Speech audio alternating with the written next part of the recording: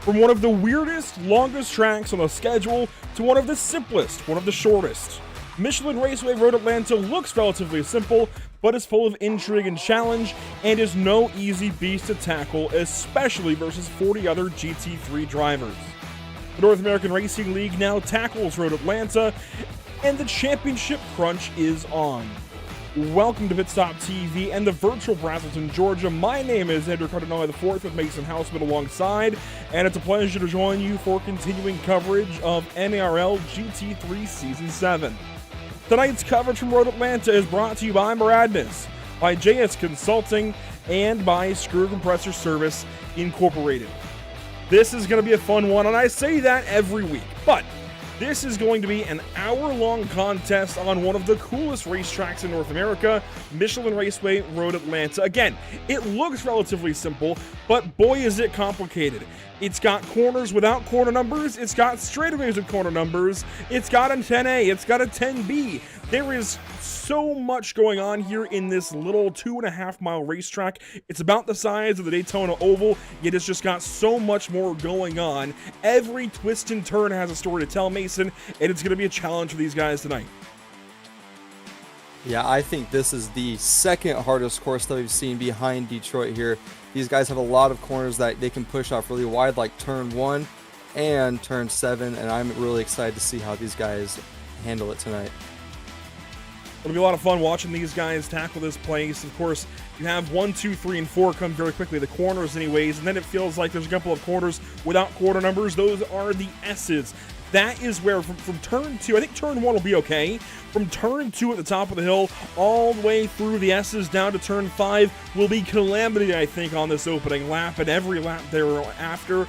Of course, the braking zone at turn 6 is your first real passing zone. And then, of course, down at 10A, that's really your only other good place to pass because it's a straightaway into a heavy braking zone. So, we've got a lot to watch for across the racetrack this evening. Across an hour of racing, and qualifying is just beginning. Before we get to qualifying coverage, let's take a look at point standings. As per usual, Ken Copeland comes in this evening with 1 point gap back to David Schwartz. Scott Reister sits in 3rd, Thomas Rayleigh in 4th, and Scott Kimbrough in 5th. How about Bruce De Carvalho in 6th? And then Thorsten Ulrich, the talk of the town lately, 3 straight wins, and he has done it at all types of racetracks. He won the last couple here. I think it's actually 2 straight wins. I think he got 1 win and then Yannick got 1. Whatever. Anyways, he's got 3 wins. Nobody else in the pro class has multiple wins. Nathan Medina had 2 Division 2 wins, but that pales in comparison to what Thorsten Ulrich has been able to do, and yet he's still coming up short. That said, a gap is starting to build from 3rd to 4th in this standings graphic, has widened significantly. It's now a double-digit gap back to 4th when it's been single digits among the top 5 all season long. There's a lot to watch for. This race is going to set up for a wild championship picture going into Daytona, and we can't understate the fact that Davis Schwartz is only 1 point out of the lead. Ken Copeland leads by that one singular point going into this round. Down in division number 2, it's Dominic Turcotte, Mitch Buenaventura, and Chris Winstone to talk for the championship. You can throw in Lucas Finkel and Kevin Peak, but Jose DeLeo on back is just about out of the battle. It's going to be the top 5 down in division 2 the last 2 races, and I'm excited for it, Mason. We're going to talk more about these standings as the night goes on. First, we got to get to qualifying. Cars are on track already and going and running their fast laps. We'll talk about the schedule and more later on, but we're a little behind, admittedly. So with a truncated pre-race here, we get right down to it. Thomas Rayleigh, the fastest of the bunch so far, and I expect that he's got some tricks up his sleeve this evening. He is a veteran of this North American Racing League. He knows how to get it done here. He's one to watch. Yeah, definitely. I definitely think all of these mid-engine cars are going to be the talk of the town tonight. I think we saw a couple Mercedes in practice that were actually super quick around this track, which really surprised me. But we see Edoardo Pecorini, as you were talking about, Thomas Rayleigh setting the fastest time, and Paulo Gaday now sitting 2nd, and he is on a flyer right now, it looks like. Worth mentioning, Edoardo Pecorini is in an Acura, Paulo Gaday also in an Acura, Rayleigh in a Porsche, Samsoid in 4th place in a Ferrari 296, Ignacio Castagnin down there in his Lamborghini, and then Yannick Steinhoff checks in now in 7th position in that McLaren. Thorsten Ulrich is, I think, not on the board just yet, so he's waiting to turn a time still. We'll see what he's got up his sleeve here very shortly. Actually less than 5 minutes now, 4.5 minutes left in qualifying. Let's take a lap here with Yannick Steinhoff. Yeah, just coming out of here at 12, we're going to see Yannick Steinhoff. I think he's pulling off actually here. Oh, he is, but he just went pole. How about that? Whoa. I didn't think he was going to be able to pull off Eduardo Peccarini's time, but by one thousandth of a second. Can you believe that? Oh my. You can't get any closer than that, folks. I mean, you can, but it'd be very rare.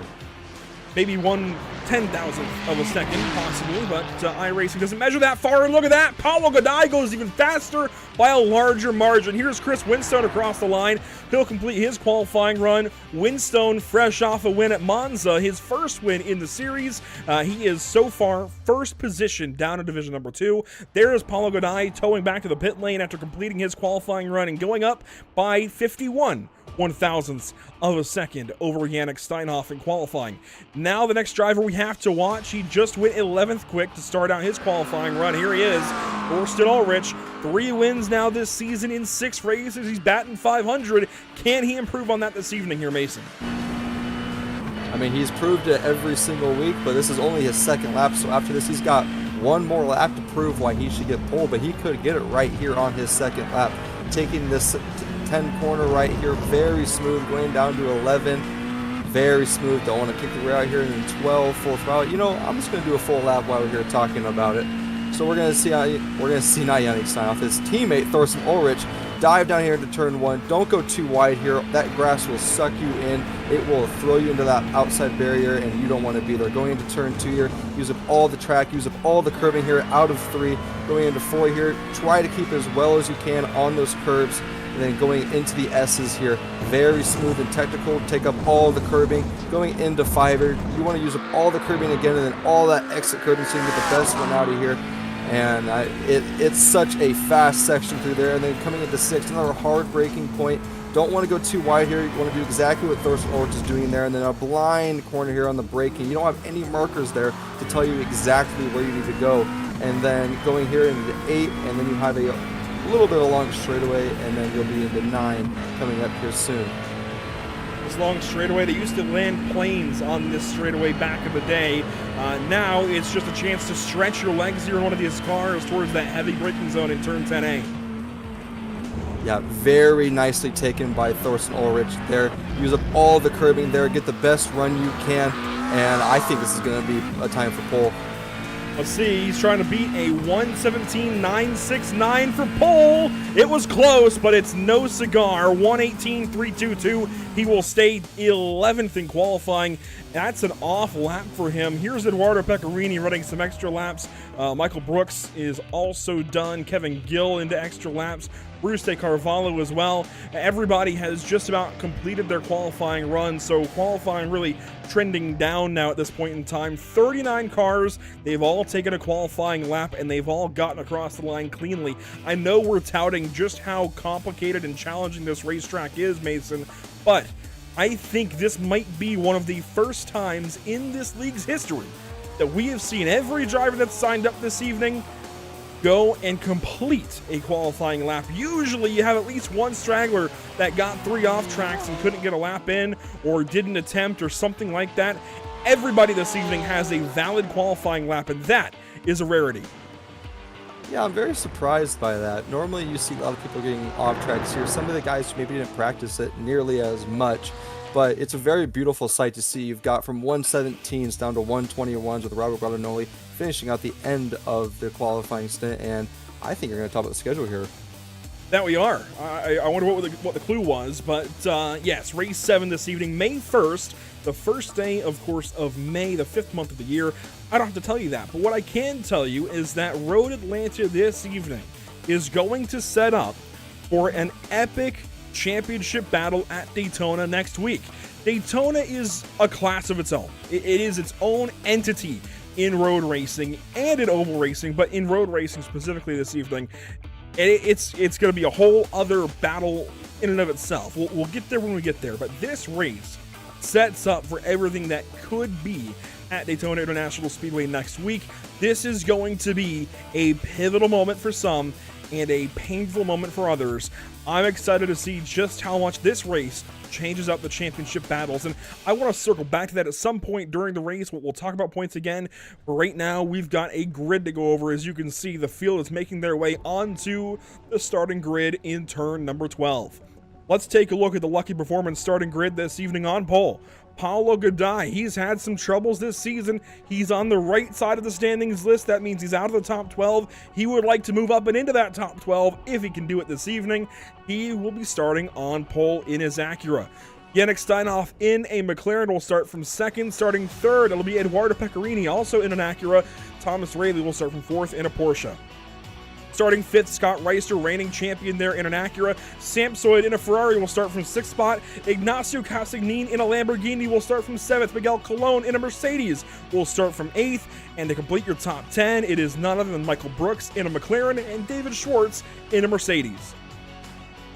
And just outside of your top 10, we have in 11th, Thorsten Ulrich, a unique spot that we haven't really seen from him this season. I wonder how he'll do tonight. In 12th, Mark D. Reynolds. 13th, Kevin Gill. 14th, you have Ken Copeland.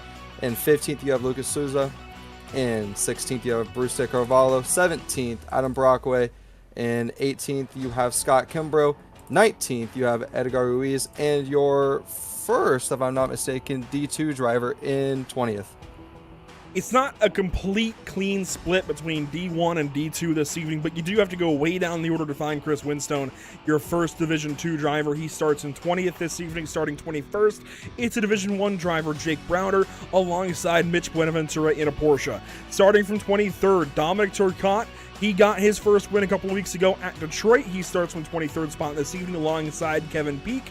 Starting 25th, it's Mike Braun. 26th, it'll be Ricardo Delgado, a couple of D1 drivers deep in the field. Andy Ray Miller starts from 27th. Santiago Serena back from a vacation. He'll start from 28th, starting 29th and 30th. Dean Kerr and Joshua Lyon both in Division number 2.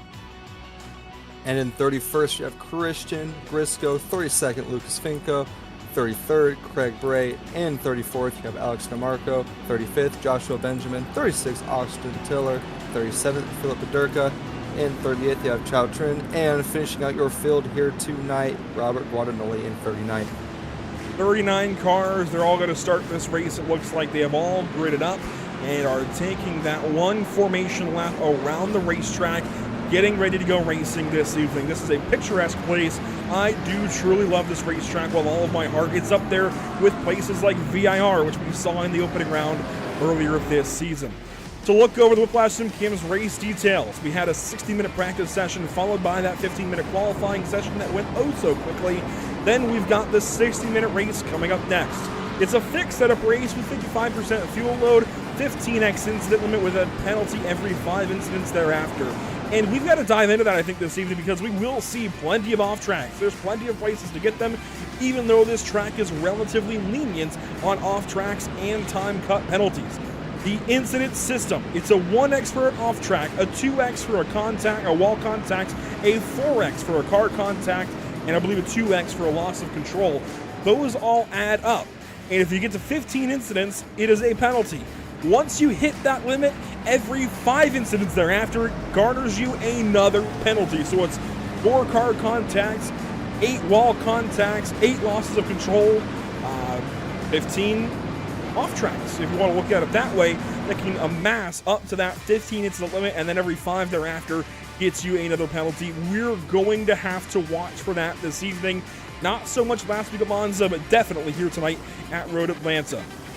The field is getting ready as they work down that long back straightaway. Again, they used to land planes on that thing. That's my favorite fun fact about this racetrack. They used to land planes back there, and it's long enough to do so, I suppose. But these guys will be doing some battle down that straightaway. That'll be a hot spot this evening. Watch for it as the evening wears on. Thanks for joining us here at Pit Stop TV. It's a pleasure as always. Through turn number 12 and to the start-finish line we go. We're going to kick things off at Road Atlanta. We are racing in the North American Racing League.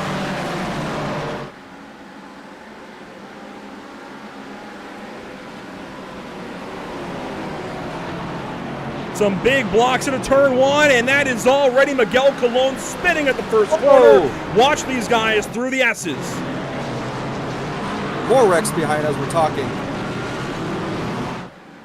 We'll cover it all as best as we can after the first lap. Watch these guys. See one car taking the... Oh, that's not going to work. Yep, he just got shunted so hard. Oh, my gosh. I think that was Scott Kimbrough. That was. Yeah, that... Oh. We've got a lot to cover on lap 2, that's for sure. Yes, we do. Through turn 7 now. Down the long backstretch. It happens that quickly. Paulo Gadai leads over Yannick Steinhoff and Eduardo Pecorini. Thomas Rayleigh, Scott Reiser complete the top 5. And 1 minute will have elapsed in 3, 2, 1. There's a minute of racing. And boy, do we have a lot to talk about on lap 2. Yeah, it all started on the... Before even the first lap started, Brewster Carvalho, for some reason out of 10, didn't go, and it packed up all that backtrack racing. And I don't really know what happened there. And then all claimed it just went that big somewhere. I see a Mustang without a front bumper as these guys come across and complete lap number 1 this evening. We'll let them all come across and let you cycle through the ticker. That's the wrong one. There's the right one. So take a look at where your favorite driver is after 1 lap of racing as they dive back into turn number 1. But we are going to have to go back and cover what just happened as there is the back of the field with Bob Guadagnoli and Xiao Trin. Let's take a look back. Let's take our first Pit Stop TV replay of the evening and see what happened to these guys at the start of this race. Here is the initial start. Down the hill at turn 12. And I believe it starts off with Miguel Colon in the 87. There was a chain reaction that maybe happened beforehand, like you said, with Bruce de Carvalho. But watch this. We'll slow it down. Here's turn 1. Miguel Colon's on the outside of a 3 wide. That is Thorsten Ulrich up the inside. Michael Brooks dives into turn 1. He's going to tag Miguel Colon. And that sends Miguel sliding off the racetrack. That was the first incident that I saw, and it looks like Adam Brockway tagged the back end of Lucas Souza and sent him into a Porsche careening into the outside wall. That seems to have kind of sorted itself out, but then Miguel Colon tags another driver. That is Scott Kimbrough that he tagged. Kimbrough then goes off the racetrack, and we saw what happened from there, Mason. A lot of stuff that just happened there, and we saw Adam Brockway. You're talking about that Mustang having no front bumper, so...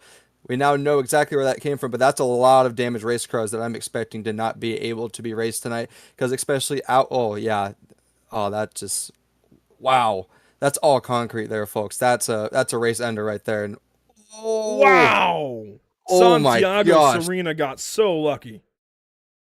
That's probably as close as you're going to want to get to a car through the S's. Let's go back and see what happened to Bruce de Carvalho coming to the start of the race. He is that brown Porsche in the center of your screen, more or less. He's just ahead of Scott Kimbrough. Right there in the middle of 10, he just slows down. It looks like he's almost put the car in neutral. I wonder if the car either stalled out or he put it into neutral and couldn't shift up. We're going to take a replay here and watch back and see if maybe something happened in the car, but I have a theory. Oh, he's stuck in neutral. I think. That should be the gear that it shows us. Hang on. Yeah, that was the gear. So he was stuck in between gears. Yeah, that's really weird because you saw it go to 4th there, folks. It looks like he stalled the car, Andrew. That's not easy to do, to get a road car, a sports car like this stuck in neutral. That takes talent. I don't know how he managed that, but let's ride on board with him through the S's and see what happened from his point of view from there. There was a crash there with Lucas Souza. Then we saw what happened between Chris Winstone and Scott Kimbrough. Kimbrough tried to come back on after taking this extra chicane. He tried to merge back on the racetrack, and Winstone was there. And now we can look back at what happened to Lucas Souza, and then we can hopefully conclude our look at what happened on lap 1 and get back to live pictures of Souza, the gray and yellow Porsche center of the screen. We're going to watch what happens to him here in turn 1. Kind of give him some... happened to him just ever since you saw him get contact there. Got hit by Brockway and then was just careening off the racetrack, and that took Kevin Gillett, looks like, along with him. There's actually one more thing I want to look at before we go back to live picture. It's going to be Thorsten Ulrich on the start of this race.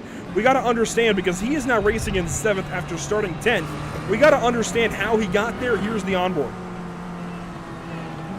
I think he just made his way. You talked about that earlier, that he's made that three wide pass into turn 1, and that's kind of what caused that penalty. He's got a better start there than the McLaren in front of him. He's, wow, pinching his way through there. Oh my. You saw a nasty block that Scott Reister threw on Ignacio Castagnin to hold on to that position, so that was pretty cool. But yeah, that was Thorsten Ulrich up the inside for some positions there on lap 1 into turn 1. Let's get back to live picture finally, shall we?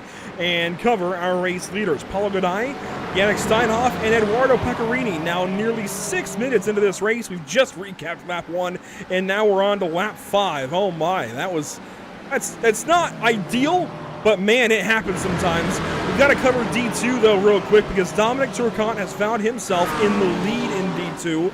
Chris Winstone, the pole sitter, is down in 5th, 25th overall. That is the big problem for Winstone. He is looking to come into this championship battle with this swinging. And he's done so the last 2 weeks. He podiumed at Detroit, he won at Monza, but now he's 5th in class, 25th overall right now. That is a problem for Chris Winstone. He's back here. Does he have damage maybe? He's behind Serena. It doesn't look like it. Lacar looks okay. He did get tapped by Scott Kimbrough, but that wasn't his doing. I think if there's any damage, it might be that diffuser in the back, but I'm not seeing anything as we see him go by there on the picture out of 11.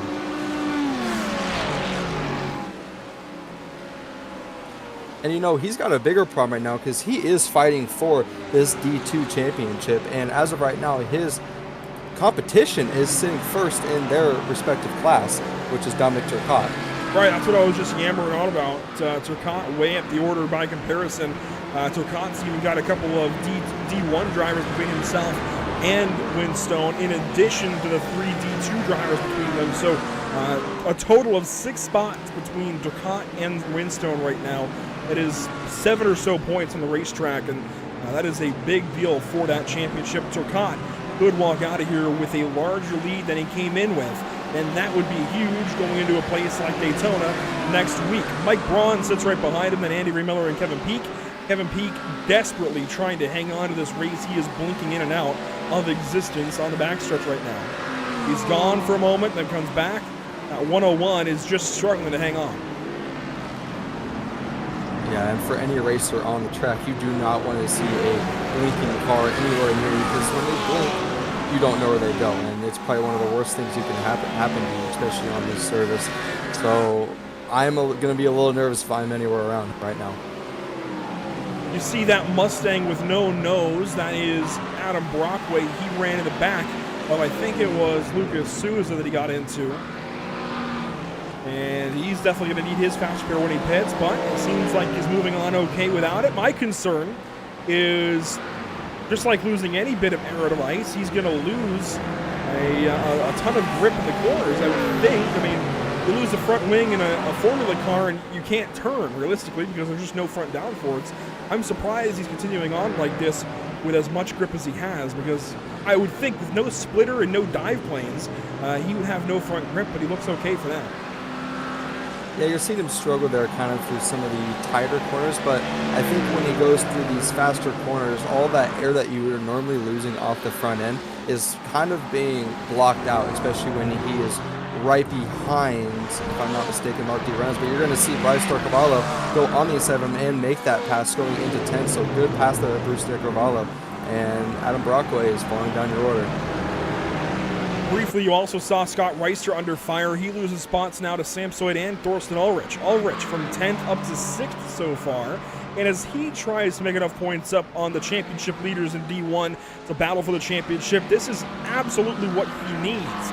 He needs to pass as many cars as possible, and realistically, he needs to win another race to have a chance at Daytona next week. This is going to be an uphill battle for him all night long, especially starting further down the order. But if we... You know what? Let's bring the ticker down for a second. Let's look at the points graphic again, because Paulo Godai is well down the order. He's not in the championship fight, but he is the leader. Yannick Steinhoff, same story. Eduardo Pecorini, same story. They're the top 3 right now, and they have no shot at the championship. The first driver with a realistic chance is Thomas Rayleigh. He sits in 4th. The next driver with a chance at the championship would be Thorsten Ulrich in 6th position. And even he is down the order in the standings. He comes in 7th, but he's tied with Bruce de Carvalho, so consider that 6th. He's got a leg up on Kimbrough, who's all but out of the race nearly. He's got a leg up on Reister now, a leg up on Schwartz, and a leg up on Copeland. So watch for the points shift after this week if this continues, and that's a big if. It's a very big if, especially on a track like this. I think as of right now, David Schwartz is your biggest player right now, especially since Ken Copeland is sitting 2 spots behind him. So as of right now, he would take the championship because Reister's right in front of David Schwartz. But I think your biggest player right now is Thomas Rayleigh. I think he's the one that's going to take the most out of this, especially if we say we finish like this, which I know that's an if, like how you said. But I think Thomas Rayleigh is your biggest player right now because as of right now, he is in front of the man that he is fighting, Thorsten Ulrich. They're only 3 points away from each other. And like I've said multiple times, I think Thomas Rayleigh is your biggest player right now. Here's some trouble, though. By the nature of this racetrack, they're already in lap traffic because there are several cars who had to pit on lap 1 or lap 2 and come in for repairs, whether it was a fast repair or otherwise. And yeah, that's impacting the leaders right now. You see Thomas Rayleigh making a pass here that is on Josh Lyon, who is a lap down in division number 2. That's not going to help him in the point standings at all. He's got to keep chasing the top 3, who are all lined up through turns 11 and 12. I just heard a crunch there at the bridge. That was a little concerning. Regardless, we're going to have a mixed bag of emotions, cars, and everything else this evening as this race wears on because we've already got some lap traffic in the way of these leaders, and that is just adding to the tumultuity, if that's a word. I don't think it is, but I'm going to use it anyways. I think we need to watch Samsoy here because we're going to see Samsoy getting right behind Joshua Lyon. As we're seeing Adam Brockway, looks like he can't take that damage anymore, lost a couple of positions. Pretty smart move here, Andrew. I think he needs to take that fast repair. Well, I wonder if he's been black flagged. I don't know why else he would have pitted. It's not looking like he has. Did he have a meatball maybe? I mean, I don't think so. Not sure why he would have pitted here. This is way too early still. I understand he's got the damage, but he was continuing on fine, it seemed like, unless maybe temps were building in the car. I mean, that's a possibility. And Samsoid and Thorsten Ulrich are going side by side here, going through 9. I think Samsoid's going to have the preferred line here. But this is bringing Scott Reister ever so closer to him. And he could be a big player here if these two get into each other. But I think Ulrich is just going to keep on the outside there. Very good there by Ulrich to keep it alongside her out of 10. That's how you make a pass here around here. Lap traffic in the way. That's Josh Lyon. These guys, those sort the side-by-side out for now. Samsoid over Reister, but behind Ulrich, who now makes it into the top 5. David Schwartz just behind in a 4-pack of cars heading up the hill at turn 1. Samsoid has really come alive lately. He has just become one of the front runners, and he wasn't that the opening half of the season, but has really changed things as of late as Ulrich on the back end of Josh Lyon through the S's and now turn 5. Looking for the first opportunity to buy that lap 24 car, and here it is. You gotta get around as soon as you can, especially through those S's. It hurts so much going through lap traffic through those S's because you know you have so much more speed than them, but you got to make every move. Wow, Sam's going to get in contact there. That's gonna let Scott Reister and David Schwartz get around him here. I think they got a better run. He's gonna lose two positions here, I think. Well, Schwartz is going middle. Maybe he's gonna help Samsoid, it looks like. But gives a shove there to Samsoid down the straightaway, and that's gonna hurt Reister a bunch. That's actually super smart by David Schwartz. They're playing the championship. As of right now, he is battling Scott Reister for this championship. That is very smart, and that's some level head driving you want to see in this championship. So position gained there by David Schwartz, now into 7th, and position lost by Scott Reister. Down in division number 2, nothing's really changed. Dominic Turcotte continues to lead in the GSI Audi. The only Audi in the field, and it has been so good this season, I gotta say. I'm impressed. Yeah, he's got a new paint scheme on there as well. I think he debuted that last week at Monza. But this has just been an underdog story for Turcotte in more ways than one. The car, the driver, everything. It has really been a treat to see him go up and battle the big behemoths of drivers and teams in this North American racing. The GAN manufacturers for that matter, and come out on what could be the winning side here next week at Daytona. He is, again, leading the Division II standings. Let's bring that graphic back up. Leading in Division II by 9 markers over Mitch Buenaventura. Buenaventura is down in 4th in class, 23rd overall, to Dominic Turcotte's 18th overall. Winstone down the order, Finko down the order, Peak down the order, and blinking. DeLeo not here. It's looking very good to be Dominic Turcotte right now. This is where you want to be at right now, and I know this Audi has a couple of problems on straightaway speed, so this is very good points if he can keep where he's at. And as these guys keep racing in front of him, mistakes will be made, more points will be gained. I mean, this is what you want to see for a guy that's trying to fight for his first ever championship in this league. And I mean, he has the first win of the championship this year in the league too, or race win. So I mean, this is a season you want to have if you're going to do it. Kevin Peak continues to blink out of existence here just ahead of Santiago Serena, who had that close call in lap 1. You see that blinking in the distance. That is, well, if you know what to look for, you'll see it. You see the car come in and out of existence. That's Kevin Peak. Hopefully that connection sorts itself out sooner than later. As we ride on board with Serena here through turn number 5. Andy Ray Miller sits just behind with Mitch Buenaventura in tow, along with Chris Winstone, and then just a slew of Division II drivers from 22nd overall through 32nd overall is all Division II right now, and I expect it to stay mostly that way for some time. Something we've not yet talked about would be weather conditions in this race. We take a look here at the graphic. 67.7 degrees in the air, clear skies, as you can see, with 88-degree track temp. It's a little warm for the track. It's really not crazy, though. It's pretty much perfect conditions for racing. Colder it gets, the better it drives. But, I mean, this track seems that have a lot of grip right now for these guys. I'm seeing a lot of them be able to turn that car in and be very forceful. Problems here. Oh, that's broken, right? That's broken rear. Yeah, that's done. Jake Browder with a lot of damage here in the 74 car, trying to inch that car around, but I think he's realizing he better just tow, and he will tow in that 74 car. Let's see what happened to him. I assume it's going to be on exit of turn 12. You see Carvalho making a pass there on Cassadine in the background. Did he touch the grass here on the exit? Probably right there on the curling. Yeah, just went out wide. There it is. Oh, big hit. Wow. It's a wonder he was able to get back across the racetrack without impacting anybody's race. Although there is a significant amount of dirt and gravel across the racetrack, that will for sure give these drivers a new look at iRacing's brand new yellow and red debris flag there in turn 12. Let's see that from his point of view, because that will tell the story. A native to Georgia, unfortunate that the KJ Racing drivers had problems in his home race, just missed the mark here, didn't turn enough over the hill, and that's just, that is just, I think, the simplest form of driver error. Yeah, I can definitely say I've done that before. My first ever time driving this track. It's just a blind corner when you go over. It's hard to see, and then when you see it, it's too late. Back up front, Paulo Goday continues to lead, and what a day this could be.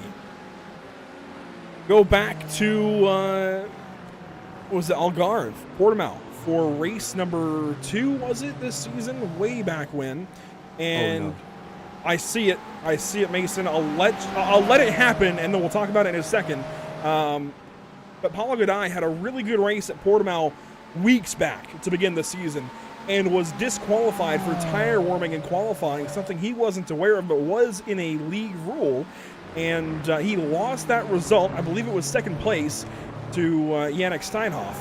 And unfortunately, Paulo dropped down the order in the championship significantly as a result, much like one driver is doing in the race standings right now. Mason, has Yannick Steinhoff fully dropped out yet? No, but it's looking very promising. Unfortunate. He was running in second, right behind Paulo Goday when it happened. Yannick Steinhoff battling, once again, connection difficulties here. There it is. And he has officially dropped from the session. So car number 5, despite starting on the front row, will not finish this race this evening, it looks like, unless he can get back in. Once again, this time slot just hurts the European drivers. It is, of course, the North American Racing League for a reason. All right, it does pale to the North American and South American driver base, but we love having the European drivers like Samsoid, Thorsten, and Yannick run these races. Unfortunately, sometimes it just does not work out with internet capabilities, and for whatever reason, we had some German drivers in the past in this league that had issues with connection difficulties at this point in time, this time of night, for whatever reason, and it seems like Yannick's issues continue. So very unfortunate there, but his teammate, Thorsten Ulrich, is on the back end of Thomas Rayleigh, and given the race pace in this 55 here, Mason, this could be a battle here this next lap. Yeah, I was just going to say, talking about German drivers, Thorsten Ulrich is now up to 4th in this McLaren, and has been kind of edging out ever so slightly closer to Thomas Rayleigh here.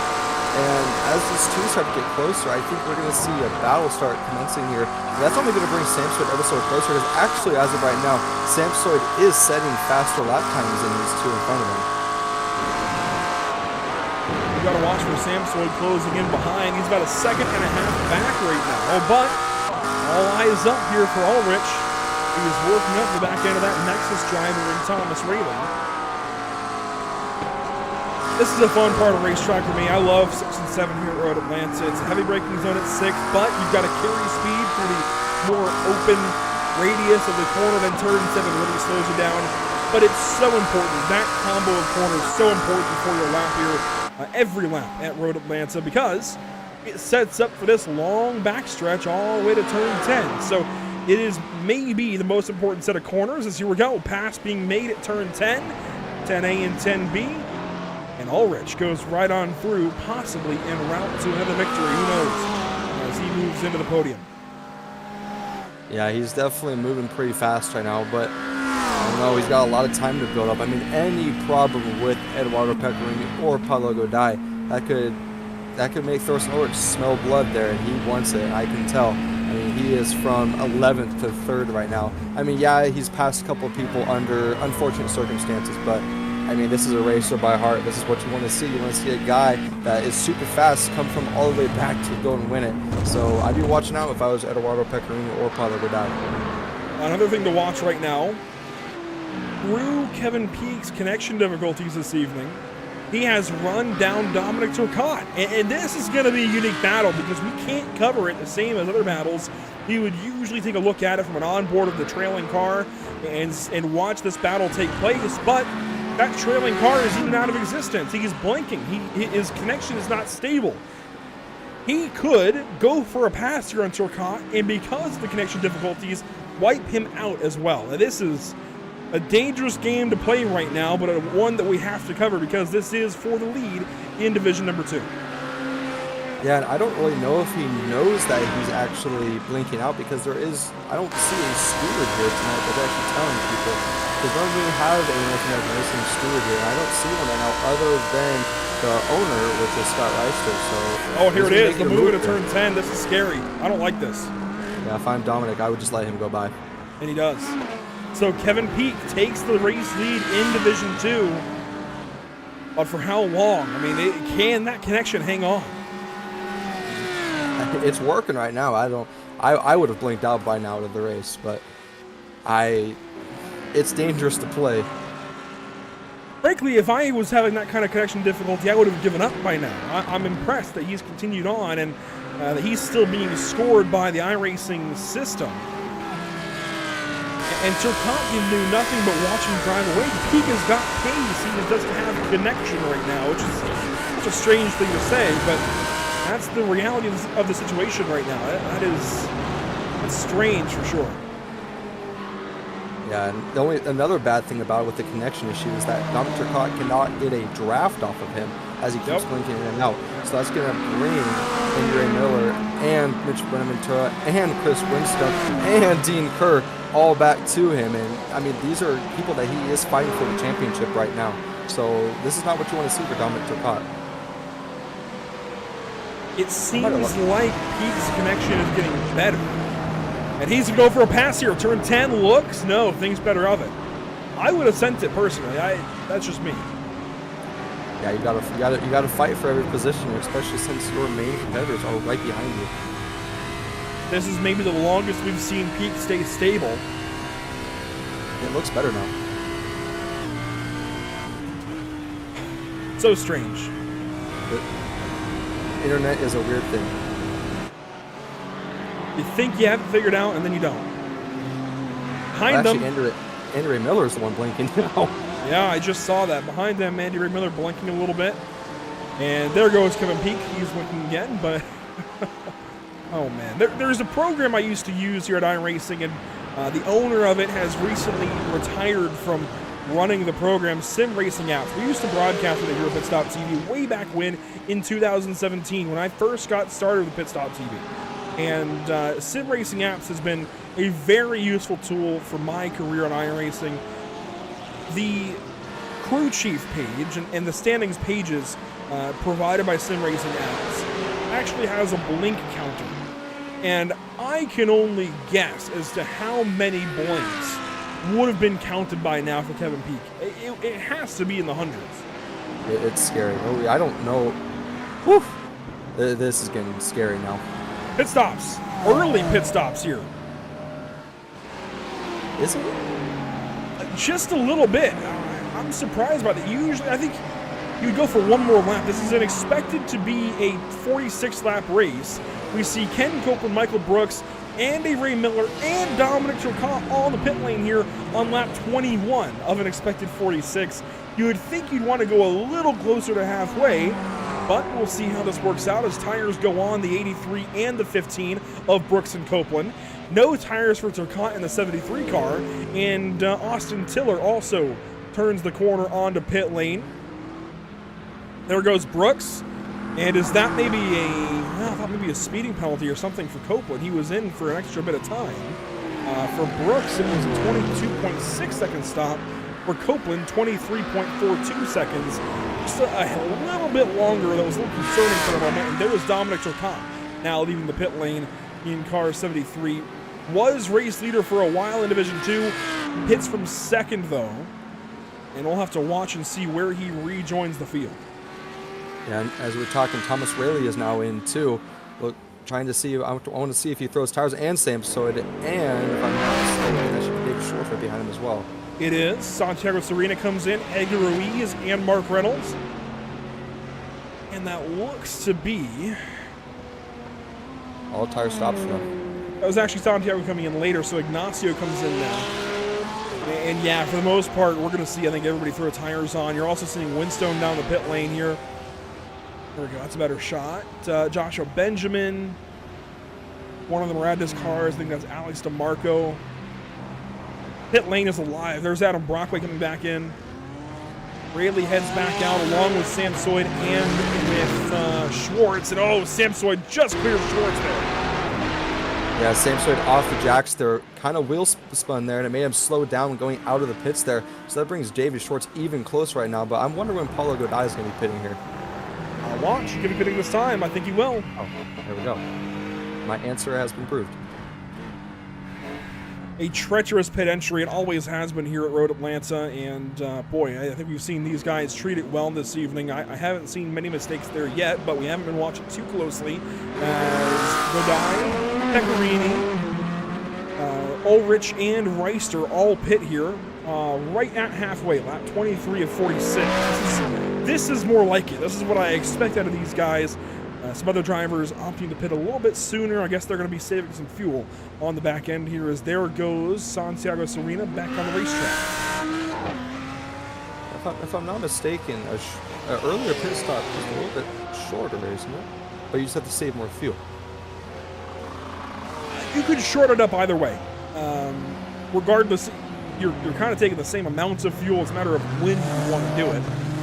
And if you want to try and save. There goes Godai back on the racetrack, followed by Pecorini.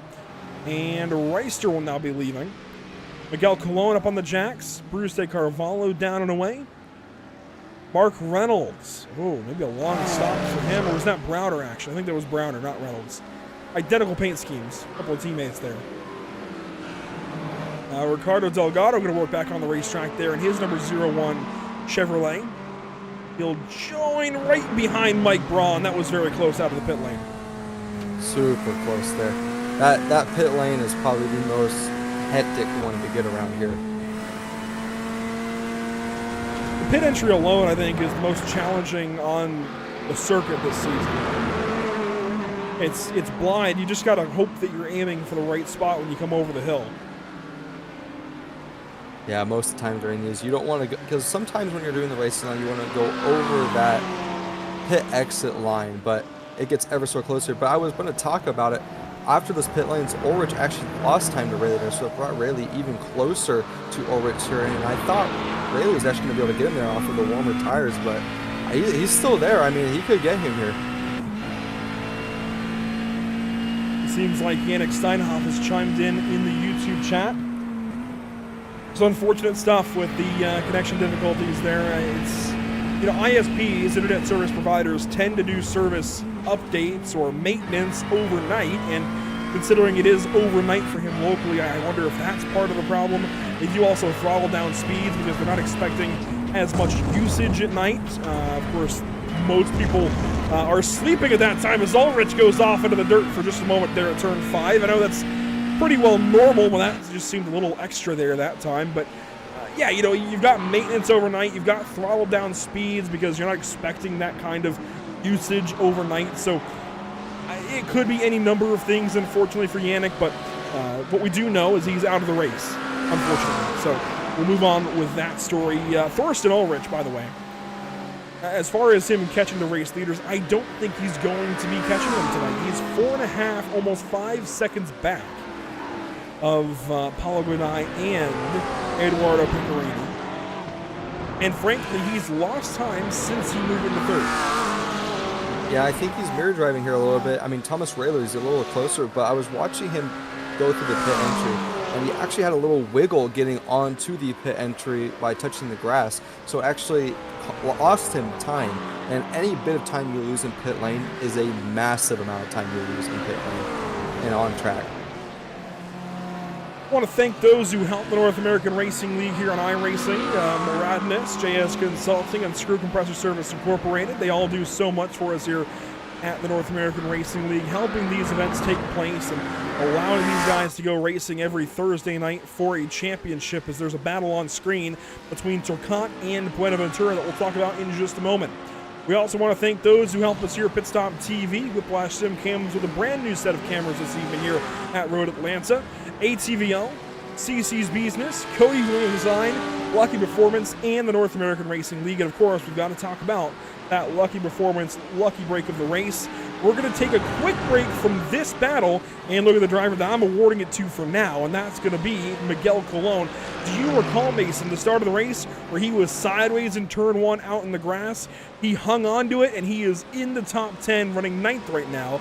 I'm going to consider that my Lucky Performance Lucky Break of the day. What say you? I mean, that's a very good pick. I was going to say that was a beautiful save at the start, but I kind of forgot about it because we had so many incidents, but it was very well saved. Oh, you're going to have to come back to me on that one. We'll talk about it some more as the night goes on. For now, let's get back to that battle between Turcotte and Buenaventura. We've also got a fight, a really good fight between a handful of cars, including Ken Copeland, points leader, down here in the middle of the field, really. Adam Brockway, who's got a pit again, Ignacio Castagnin, Edgar Ruiz, Mark Reynolds, Michael Brooks, and Ken Copeland, all in a line here on your screen. Copeland is my concern. He's your points leader tonight, and this might be about as far down the order as he's been.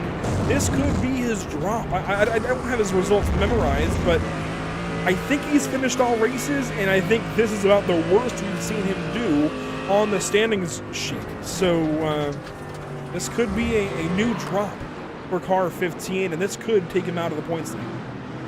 Yeah, I wish I had his finishing results, but I feel like he's already used this drop, Andrew. Well, that drop can change. So it will automatically take the lowest results and get rid of it. Whether that happens in race 1 or race 8, it gets rid of your lowest result. And actually, to correct myself, I think the last race may not be droppable because it is the last race. Otherwise, as Mark Reynolds gets a little free there and gets tagged by Copeland, that all sorts out, but Reynolds loses a couple of spots, and oh no! Copeland to the pit lane, he's got damage. Interesting. As we're talking about it, this could be new disaster forming for Copeland. He's got to come back in. Oh, it could be a penalty, you're right. We talked about it pre-race, that formation lap. I think it's a penalty. Oh no, that is even worse. You're going to drop so much down the order there. Well, it's technically less time he's losing. He doesn't have to pit, he doesn't have to stop, but that's, I think, more soul-crushing that it's a penalty because now you're real close to getting another one. Regardless, in the points, this is now going to drop him much further down, and I think this will be his drop race now, being that he is 24th. Again, that drop race floats around. It's going to drop your lowest results of the season.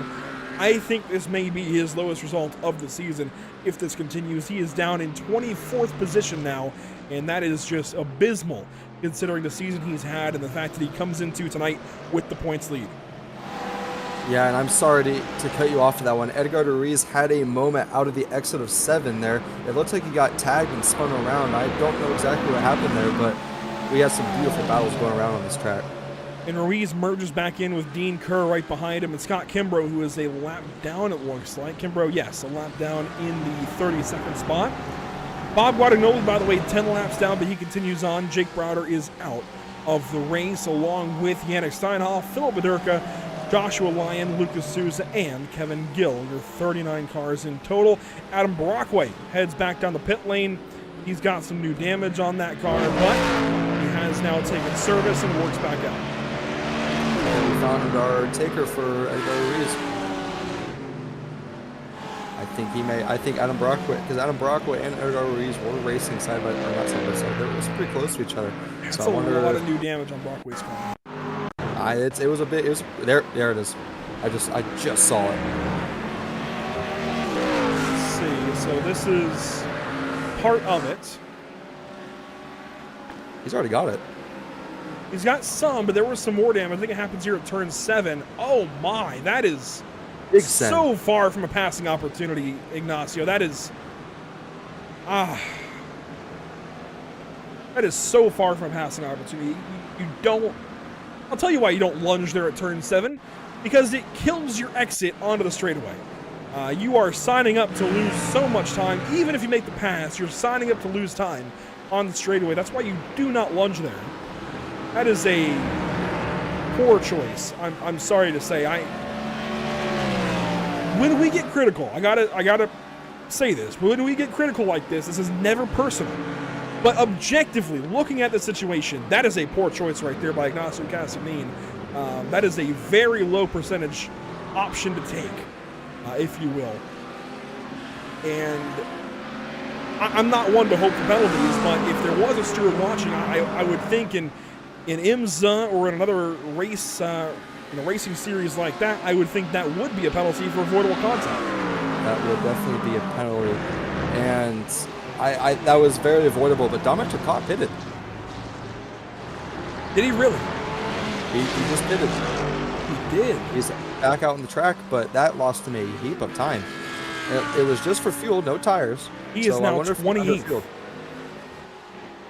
The 28th overall, 11th in class, and yeah, what you just said is exactly right. That is huge for the championship. This now puts Mitch Buenaventura in a solid position to gain points, and we don't know if Kevin Peake's connection is going to hang on here. Peake leads in Division 2 right now, but he is here and there and everywhere, while Buenaventura's connection stays steady. 20 minutes to go, and Buenaventura is 3 seconds down. And look who's third, Chris Winstone. Trust the process here for Buenaventura and for Winstone. They have risen to the occasion. They have stayed. They've what's the word? Attrition has set in, and they have stayed the course. They are doing a fantastic job with Lucas Finkel and Andy Ray Miller right behind them. You know what this does mean? We have a very good battle for Daytona.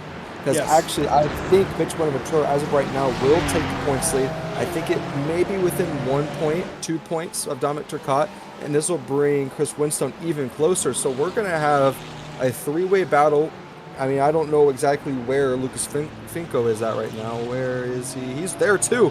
So, I mean, we can have a four-way battle for this championship lead, or win, actually, because it's the last race. And I think they're all going to be within maybe 5 points of each other. So that's very good for Division 2. Now, I got to warn you, you can't get too sure of the totals just because of that drop race. Until we get to Daytona, we don't really know. But we can make a good idea. You're not far off. It's going to be something close to what you're saying. It's hard to be too sure because the drop can take effect tonight and completely change things up, however much. But you're on the right track there for sure, as Winstone's got company here from Finko behind. Finko would bring Andy Ray Miller along with him, and Edgar Ruiz and Dean Kerr. So watch for that if things get to going with that battle. Up ahead, by the way, not much changing for the race lead. In fact, Paulo Godai has opened up a gap to Eduardo Pecorini. And quite frankly, Mason, we could have a battle for second before we have a battle for first. I was just about to say, there actually is a big change. That McLaren is on a charge right now. He is about a second behind Eduardo Pecorini. That's what, 3 seconds he's gained up on Pecorini there? Yeah, well, pretty close to it. Something like that, yeah. In that range, in that neighborhood for sure. We're on board with Ulrich through turns 2 and 3. 18 minutes to go, and we're getting closer and closer to driver of the day conversation and consideration. I don't know how you leave Ulrich out of that conversation today. He started 10th place. I know he's in the conversation a lot, and I think we've rewarded it to him a time or two, but considering he started actually 11th, not even 10th, started 11th this evening, and is up to 3rd, potentially looking at 2nd place. That is difficult to do. It's very difficult to go from the back to the mid-pack, right? That's, we see D2 drivers do that all the time. They have a bad qualifying effort for whatever reason. They drive through the D2 pack and they finish up front in D2. And we talk about that. That's impressive. What's more impressive to me is starting in the middle of the D1 drivers and racing through those D1 drivers like Thorsten has done. Oh, quick catch there, and he is approaching for 2nd place. You got my lucky performance break of the day. Well, there you go. You're on him. I think with that start, he could have been wrecked out multiple times there, but he made it right through the calamity, and now is going to be fighting for, it looks like 2nd. He could be fighting for a win here tonight, so I'm not going to vote driver of the day, because I expect this speed out of him. I know you were just talking about it, but I expect it out of him. And also I want to give it to somebody else. But I'm going to give him my lucky performance break of the day, because there was multiple times where he could have been wrecked out of this race. Well, while we've been talking, Sam Sweat has moved through to 4th position over Thomas Rayleigh. David Schwartz now in 6th. That puts Reiser in 7th. Also a great battle between Cologne and Carvalho here for 8th and 9th. Carvalho's got the spot for now. You see Michael Brooks in the distance in 10th position. He has gotten ahead of Ignacio Cassadine and Ricardo Delgado and more. This is also just about the best race we've seen for Ricardo Delgado this season. His Corvette campaign has not gone very well, but it's good to see driver 01 somewhat towards the front this evening.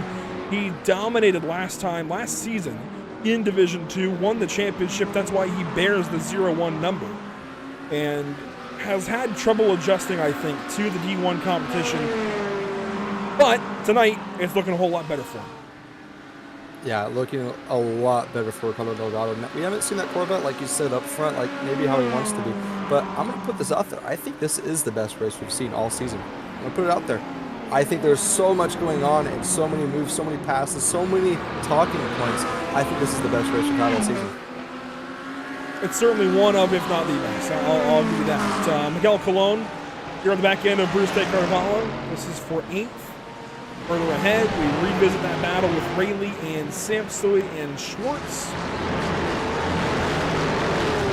I think Schwartz is going to get him here. I think out of 7, I think Schwartz is going to get him. That Mercedes has a lot of straightaway speed. I think we're going to see a dive here by David Schwartz going into 10. So this is where he's set up for the straightaway. You want to get a good exit there. Rayleigh got the good exit. He's going to pull on Schwartz, but watch for the draft. Now, the trouble for Schwartz is Rayleigh's also got draft. So Rayleigh can pull on the straightaway as well, and that puts Schwartz in a bad spot because you don't have the same classic draft up on the straightaway that you would if it was just 1v1. Because it's 1v1v1, it's a little more difficult to set that pass up, and you see Rayleigh hanging on down the straightaway. Schwartz not able to do anything with it. Yeah, I thought that Mercedes had a little bit more of speed there in the straightaways. He was pulling there just a little bit, but good battle here for Miguel Colon. And I'm pretty sure it's Bruce Carvalho, if I'm not mistaken. Yes, it was. We jumped on board with Carvalho as he lost the spot to Miguel Colon at turn 10A.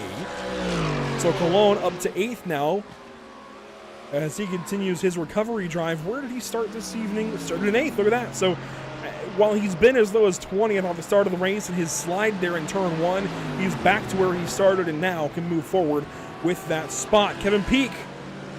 Oh, I just saw... Hang on. I'm trying to decipher if he's actually in the race or not. I think he is still. The blinking is getting me, man. But Peak hangs on to the race lead for now while he's here anyways. And I'm so surprised. We've seen... If you go back to the Majors 24 last year, 2024, back in June, we had an LMP2 team at the end of 24 hours lose a lap because they blinked out and suddenly weren't scored. Yet in this race, iRacing has scored the 101 every single lap despite blinking out several times per lap. It's just one of those things that makes you go, I wonder if he's just ever so slightly perfectly getting no blink over the start-finish line, Andrew. That's my only guess. I don't know how he's managing it. I mean, you see he's just in and out. You kind of see him in the distance there ahead of the 14 car, but whatever works, I suppose, as we're in that zone. We've got to talk about it now. NARL Driver of the Day. That conversation has sprung itself upon us. I'm going to let you start off here. It sounds like you've got somebody in mind for Division 1. Oh, my. Uh-oh. Now I forgot. Oh, no. You go. Well, I'm going to take Thorsten Ulrich. It's low-hanging fruit, I know, but considering he is closing in on Eduardo Pecorini and now on Paulo Godai, I can't pass him up. He started 11th this evening, has raced through to 3rd place, sheerly by speed, and a great move on the first lap. And quite frankly, I think he's still a threat to win this race. He's only now 2 seconds back of Godai. That's a really good pick.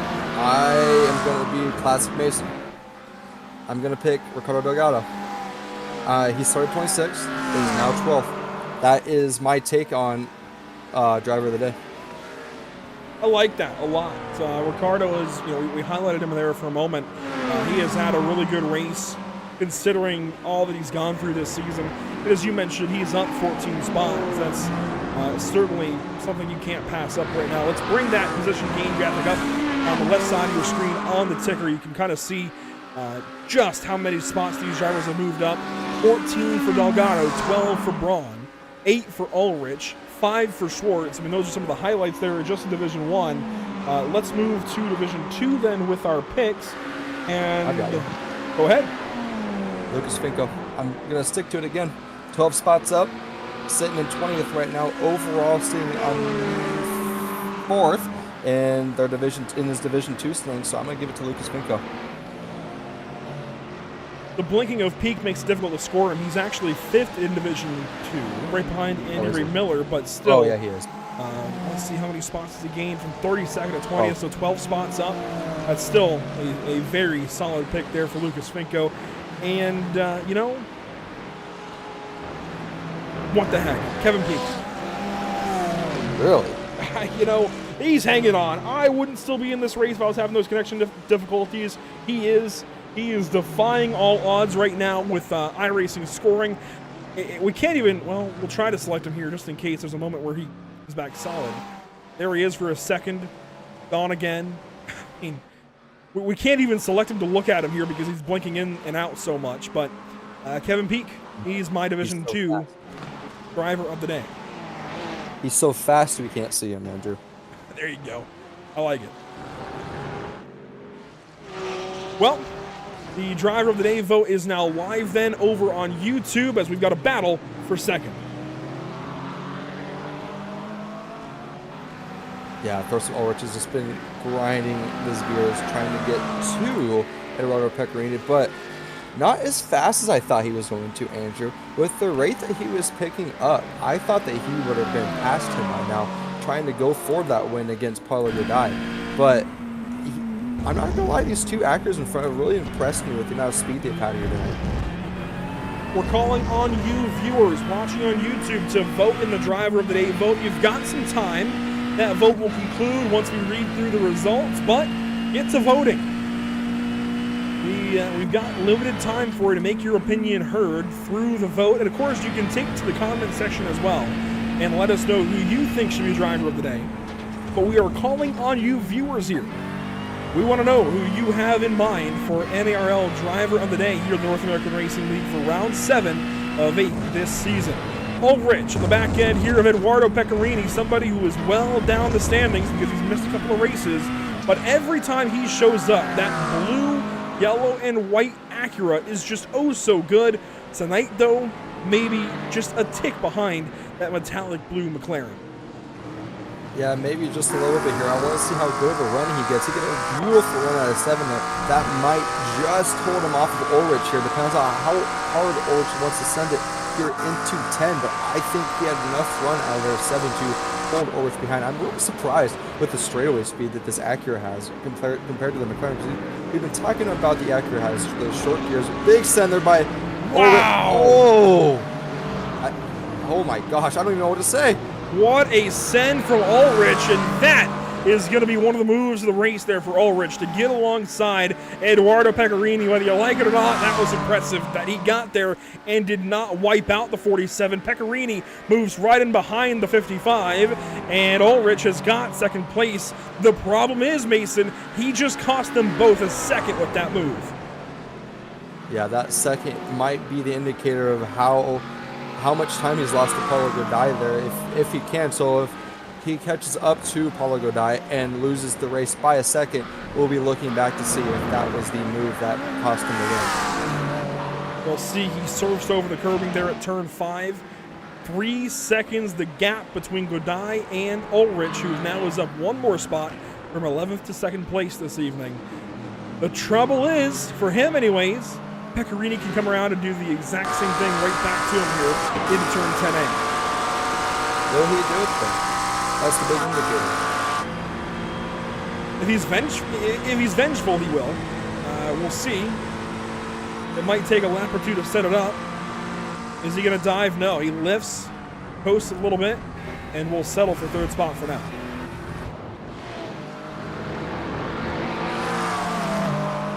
And Ulrich, in that amount of time, has gained about 2/10, and that's about it. So he's got some work to do in these final 6.5 minutes. Yeah, if he only gains 2/10 a lap to Pecorini, to Paulo Godai, he will not be able to catch up to him. And we've got really good battles all around the track here, yeah, we Andrew. do. I was talking about Sam Stoyd and David Schwartz.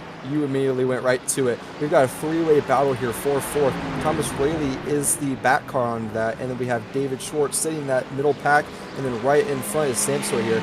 I've been watching David Schwartz. David Schwartz has had many opportunities out in the entry of 10 to send a move there in Sam Stoyd, but I'm wondering if he's just playing time, understanding that he really only has Thomas Raley behind him, and frankly, Scott Reister's not really catching up to them, and he doesn't really have to worry about catching up to anybody because Thorsten Ulrich and Eduardo Pecorini are too far ahead, so I think he's just playing time right now, Andrew.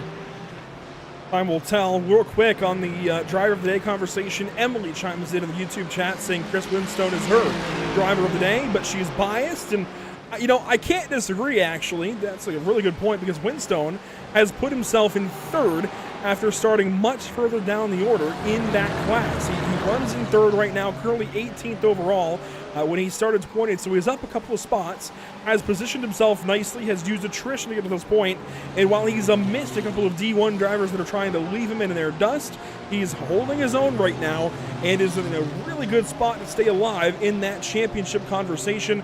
So I don't think that's all that biased, but he's having a good race here this evening. That's a pretty solid pick as Scott Kimbrough tries to set him up.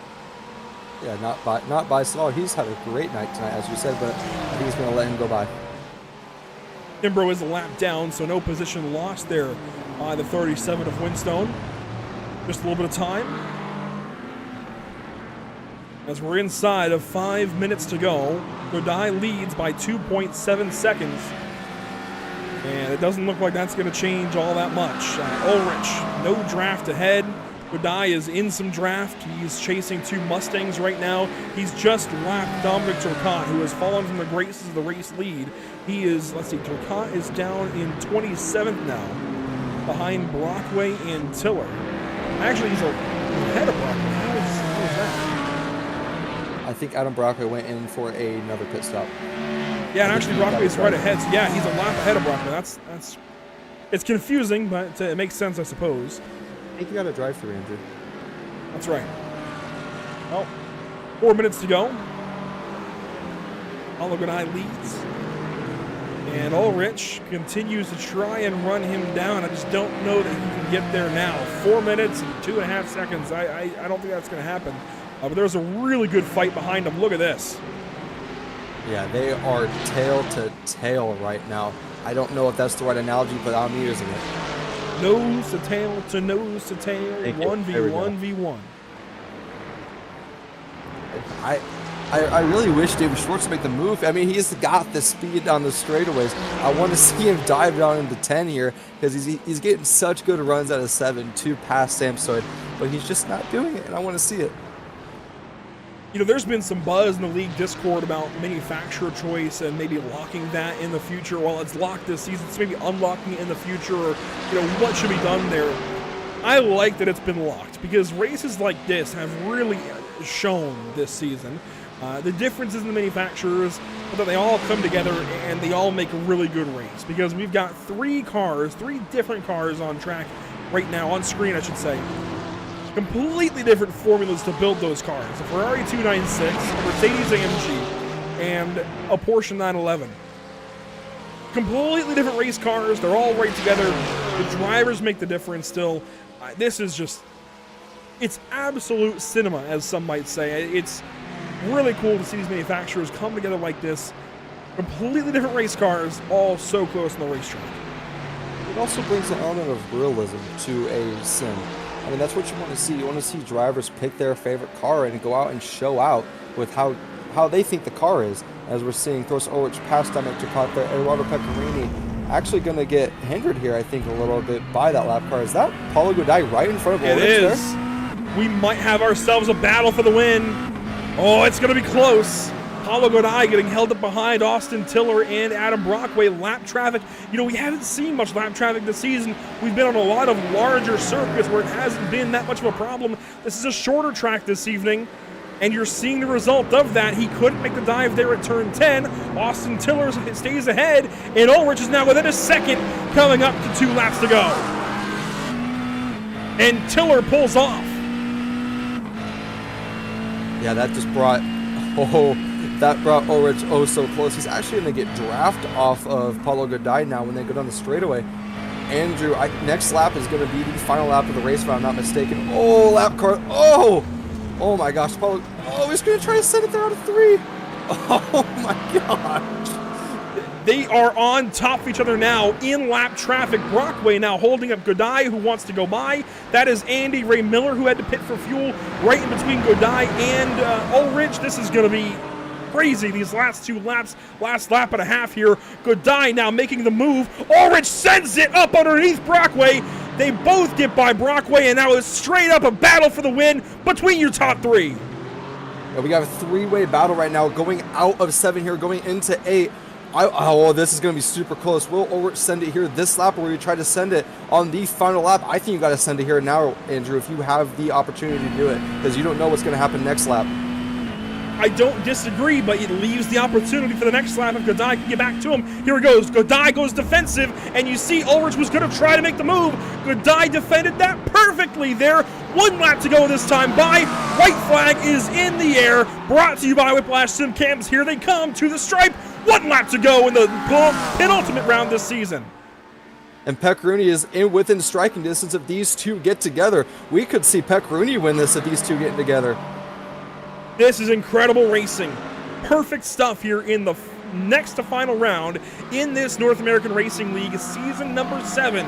It's all going to come to a head. Can Thorsten Ulrich go for a 4th win this season? He's got it right in front of him. Paulo Godai tried to hang on. Less than a lap to go. Oh, these guys are so close. We're gonna see that 7's gonna make or break this one, Andrew. Yes, it is. You got to get a good X out of 7. Don't make the move in 7. Set up the move in 7. Sorry, you are totally correct there. I mistake that one there. Oh. No, you're right. Just going back to what we saw earlier, you've got to make the move. You've got to set the move up there. And so far, it looks like Ulrich didn't quite get the setup the way he needed. It's going to take a massive dive down here at turn 10. Let's see, does he have enough draft? He is closing on Godai. Godai goes defensive. This is the final passing opportunity of the race. And where does Ulrich go? He can't find a way by. Paulo Godai, I think he's going to win this thing. Last corner now. Can Thorsten pass him to the line? It's going to be close. The drag race to the stripe, and Paulo Godai hangs on. What a finish there. What a finish. Wow. Within 700ths of each other, finishing for your top 2. That is class drive right there between those 3 drivers. And somewhere in all of this, Kevin Peak may have lost the lead in Division 2. Even when he's here, it looks like he's behind Mitch Buenaventura. We've been covering D1 so closely, we've lost track of what's happened in D2. Mitch Buenaventura currently leads over Kevin Peak and Dean Kerr. Winstone is down in 4th over Finko, and that is a battle. There they are in turn 6, but Mitch Buenaventura is able to just coast over the hill now and come down to a victory here in Division number 2. It'll be his 2nd of the season. There's the checkered flag for car 14, and he even gets Michael Brooks. That's an extra point right at the stripe. Yeah, that brings championship points there for Mitch Buenaventura. I don't know, Andrew. I think even with the drop week, I think he still has the championship points. Here's Winstone and Finko, oh so close, but it looks like Winstone will hang on. That was the final good passing opportunity there of the race for them. And Winstone down the hill will hang on to 4th place in class, 18th overall. Ken Copeland will come home just edging into the top 20. A little short on fuel. He coasts across the line just like Michael Brooks and so many others this evening. And that, I think, will do it. Edgar Ruiz, an early exit. He will not complete the final lap. Woo! What happened there, Andrew? Oh, man. We've got to take a look back at that finish. Stand by while I cue it up. Let's see. That was the final. That was turn 10, so let's back it up some more. Let's just watch the final 2 minutes of this race back. That was a huge moment there. That was everything Thorsten needed to do. He sent it last second on Brockway and got by the 42 car, brought Pecorini with him. But then his hands were tied, Mason. You kind of said it. You thought he should have made the move here with 1 to go. I don't disagree. He tried to, but Godai just covered it up so perfectly.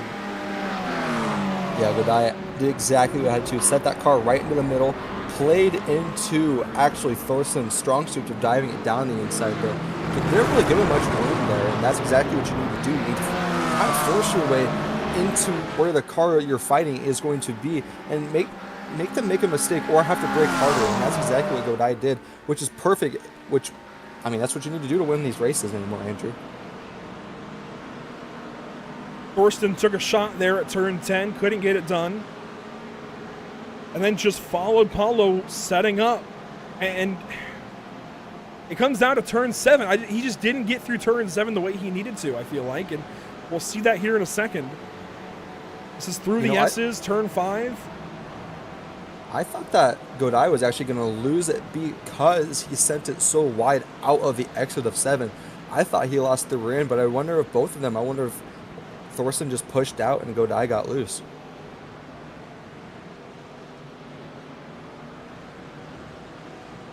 Yeah, you see what I mean there by, I think Godai actually got in throttle a little sooner than maybe what he anticipated, and it kind of caused that car to push out. Watch it back. Here's Ulrich. Trying to catch up. He's got to set this corner up perfectly, and he doesn't. Doesn't quite get it right. I don't know if it's the difference in cars or what, but Godai gets the power down so effortlessly. and he gets that little bit of a gap. And if not for that little bit of an extra gap, I think Ulrich is on him by turn 10. Instead, Ulrich has to use every bit of the draft down to the braking zone, and Gudai is already defensive. I mean, there's nowhere for him to go unless he wants to wipe him out. Yeah, I thought maybe on the exit 10 he would try maybe to go there, but Gudai did such a good job protecting that inside there. It maybe made him not get the best run out of 11 into 12, but enough to win this race here tonight, Andrew. Oh man, that was epic. That is how you want a race to end. Maybe could have used the pass for extra excitement, but no, Paulo Gudai, fantastic job defending in those final moments here at Road Atlanta. That was an epic race and epic finish. Now, Paulo is not great with English. He's sent us a message for me to read off in place of an interview, so I'll go through that here in just a moment, but we do have to go through our race results first, and Paulo Gudai will win here this evening, led every single lap en route to victory. It was close, but Thorsten Ulrich couldn't quite get him. Eduardo Pecorini third, David Schwartz in fourth spot there. Fifth goes, of course, to Sampsoid, Thomas Rayleigh sixth. That was a nice little battle there as well. Seventh this evening goes to Scott Reister, Miguel Colon eighth, Bruce De Carvalho ninth, and Ricardo Delgado there rounds out your top 10. Yeah, and finishing 11th, Mike Braun. Very good result for him. Starting 25th, if I'm not mistaken. Yes, 25th and finishing 11th. That's a beautiful result for him. Mark D. Reynolds in 12th. Mitch Buenaventura in 13th. Mike Brooks in 14th. In 15th, you have Kevin Peak. Even though after all of that internet problems, he still finished 15th. Dean Kerr in 16th. Chris Winstone, very good result for him in 17th. And 18th, Lucas Finko, very good result for him as well. Ken Copeland, 19th, and Ignacio Castellin in 20th. This will be our official page to Kevin Peak. If I can tag him here. I guess he's not in the Discord, but Kevin Peak, if you're listening, join the Pit Stop TV Discord if you can for an interview. Dean Kerr as well. It's Mitch Buenaventura is not able to make it this evening. They would be the next two up. Again, Kevin Peak and Dean Kerr for the D2 interviews, and with Paulo not able to make it, Thorsten and Eduardo, you are both invited to join the Pit Stop TV Discord for an interview this evening.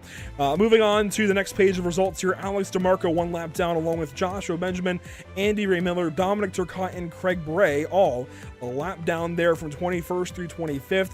Adam Brockway in 26th spot. I think that's what threw me off. I think I saw Craig Bray instead of Adam Brockway.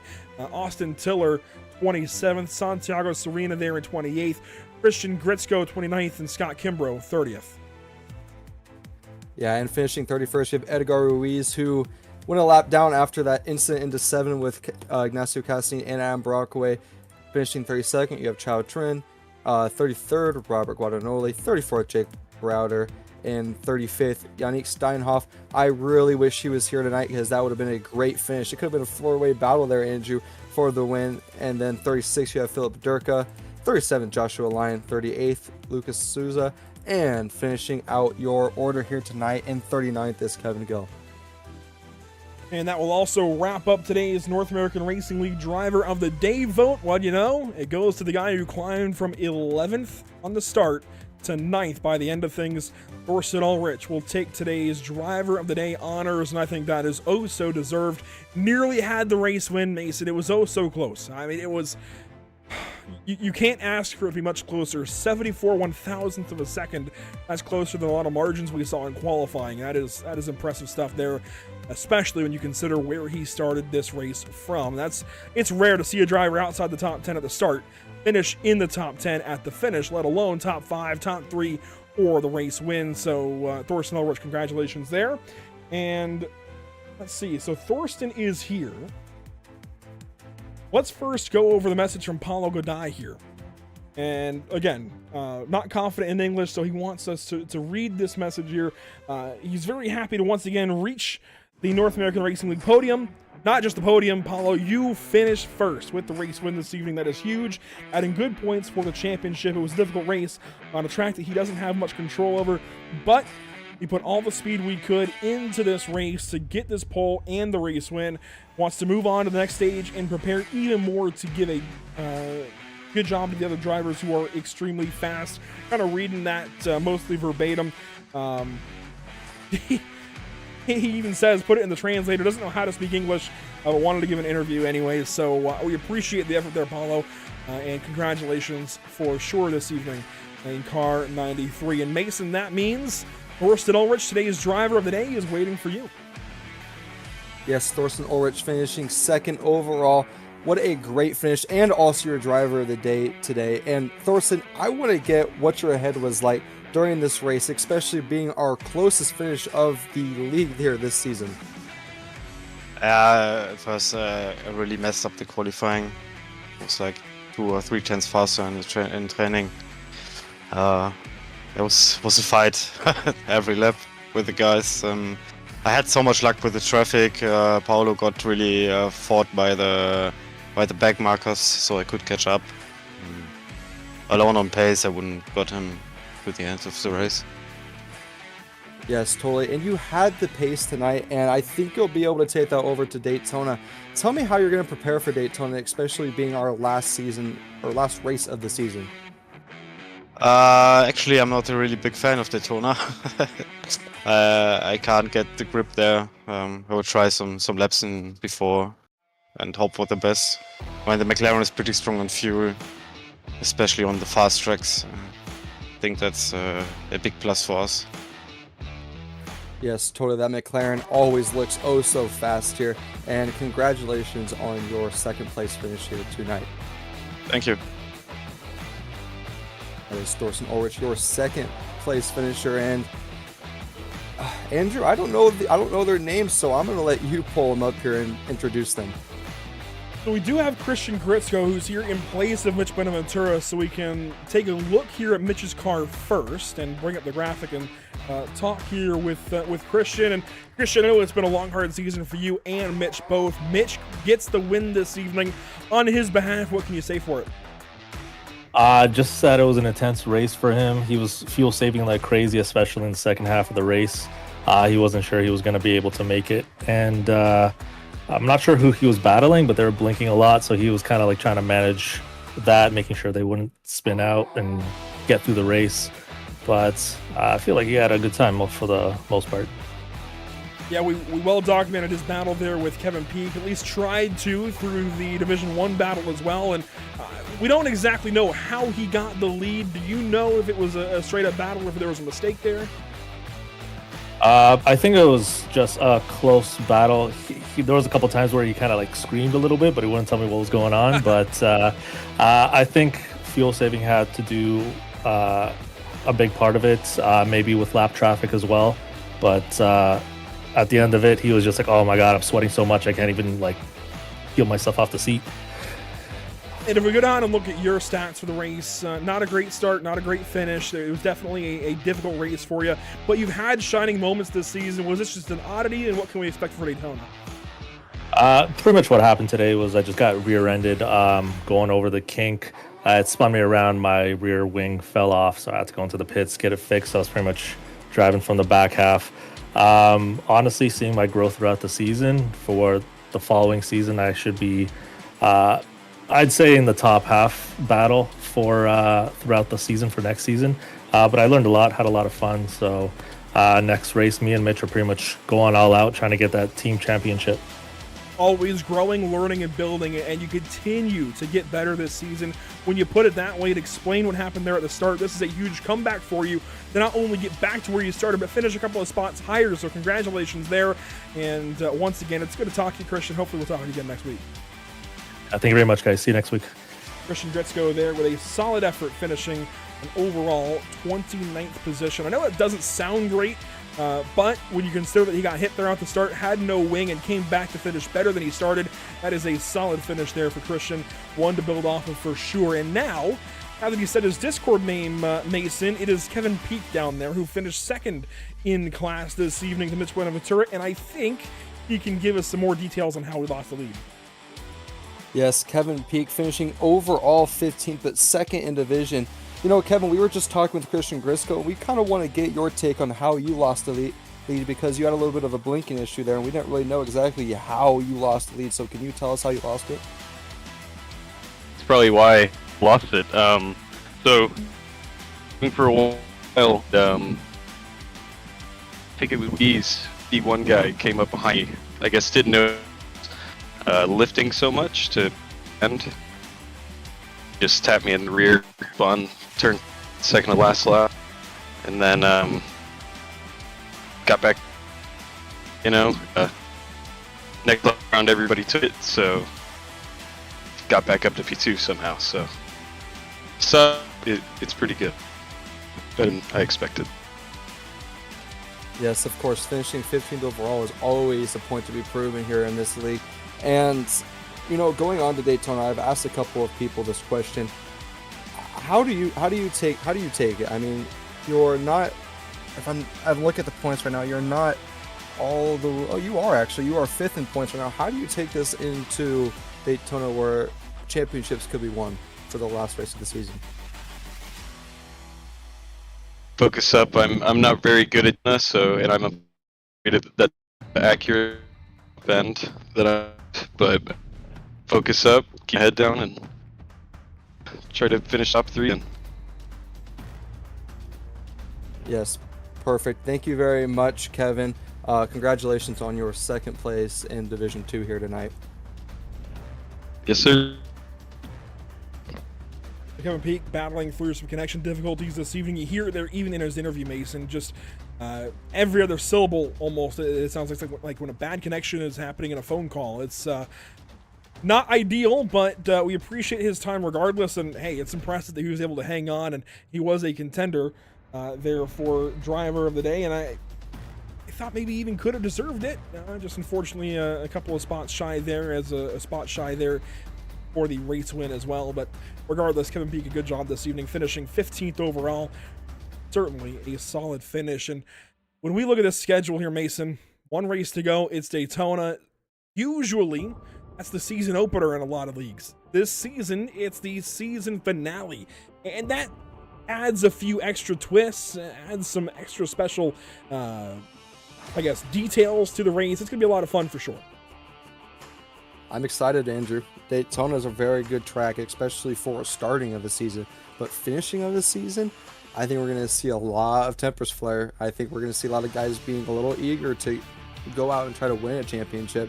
So I think we're going to almost see the best racing we've seen, especially since they should be nose to tail most of the race, other than through the infield. But with these GT3 cars, they're basically a drafting track. It's a drafting track, but I think you'll be surprised in just how strung out the field will get next week. We've seen them go to Daytona a few times in the past, and just based on past experiences, I think you'll be pleasantly surprised at just how the race will unfold. It's going to be a fun one for sure, though, and we look forward to next week, May 8th, for round 8 of the North American Racing League here in GT3 season number 7. Thanks for tuning in this evening here at Pit Stop TV. It's been a pleasure. Let's take a look at where you can tune in next to catch more Pit Stop TV action. In this case, next up, it is the Major Series Indianapolis Speedway 500 at Indianapolis Motor Speedway in the Dallara IR18. It's that time of year, Mason. Today officially begins the month of May, and that means Indy cars are rounding at Indianapolis Motor Speedway a whole lot in the upcoming weeks. We're doing it here on Pit Stop TV as well. Glad to have the Speedway 500 this weekend. Going to be a lot of fun at 6:45 Eastern on Sunday, May 4th. Then you're back on track with the BRB Racing League. The BRB Butt Kicker Cup Series begins season number 4 at Daytona next Tuesday. And we go right back to Daytona a couple of days later, but on the road course for the season finale of the North American Racing League. So, some really good races coming up at some spectacular world-renowned venues. And Mason, there's a few places to keep up with us. Yes, to keep up with us here, follow us on, or look us up on www.pitstoptv.com. Follow us on Facebook at PitStopTV, Instagram at pit_stop_TV, at TikTok at PitStopTV1, Twitch at pit_stop_TV, YouTube at PitStopTV1, and on X at PitStopTV_. Boy, the league Discord is alive this evening. Just taking a look through there. Drivers, if you're still listening, whoa, I don't envy you. It's the crazy place, that league Discord this evening. A lot of drivers just spilling their guts on what happened for them over the course of the evening. Oh boy, it's going to be a fun conversation for sure. But for us here, Mason, for our final words of the evening, what else do you have for us? Let's go racing next week. It'll be a lot of fun for sure. Thank you again to the partners here with the North American Racing League, Muradness, JS Consulting, and Screw Compressor Service Incorporated, allowing us to do this every Thursday night. Go racing here on the iRacing.com simulator in the best cars that iRacing can give us. The GT3 class, they are just so good. I would say, we had a Pro 4 race yesterday, and I would say those are the best trucks in the iRacing service. They rival for the best cars, but I would think these GT3 cars have just a bit of a leg up. I just enjoy GT3 racing so dang much here on iRacing, and boy, it was a lot of fun here tonight at Road Atlanta, a classic circuit here on iRacing. We also want to give a thank you to Whiplash SimCams, ATVL, CC's Business, Cody Williams Design, Lucky Performance, and the North American Racing League. Once again, thanks for tuning in. We'll catch you all next time here at Pit Stop TV, hopefully for the Speedway 500 this Sunday evening, May the 4th, for the Major Series. It's going to be a lot of fun. We'll see you there.